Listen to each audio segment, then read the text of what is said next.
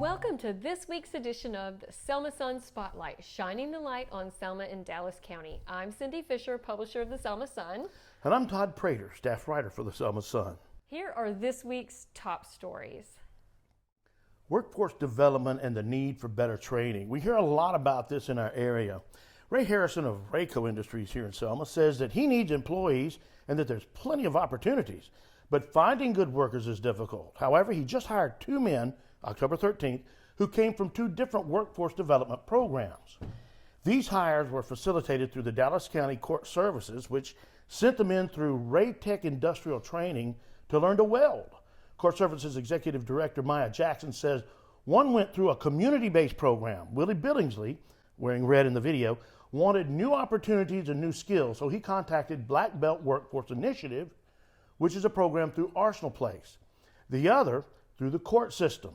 Terrence Smith is a second chance individual who was arrested by the Dallas County Sheriff's Department, but now is being praised by Sheriff Mike Grantham for turning his life around, getting this training, and getting a job. If you need a job or job training, you can call Black Belt Workforce Initiative at 524-4632.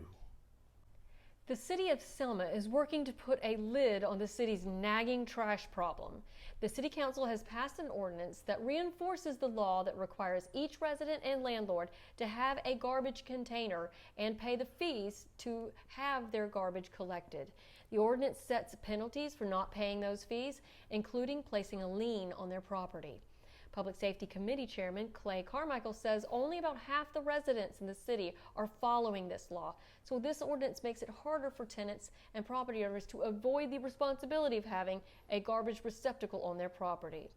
The city will next hold public hearings for feedback on these new procedures, including the cost, fines, fees, and liens that would be issued to residents that don't get the required garbage container, and that'll be at a future meeting. Old Glory is flying above the Selma Area Food Bank thanks to Woodman Life, a nonprofit insurance company that's been donating and dedicating flags and flagpoles across the country since 1947. Food Bank Director Jeff Harrison says thanks to this generous donation, the food bank can show their love and support of this great country.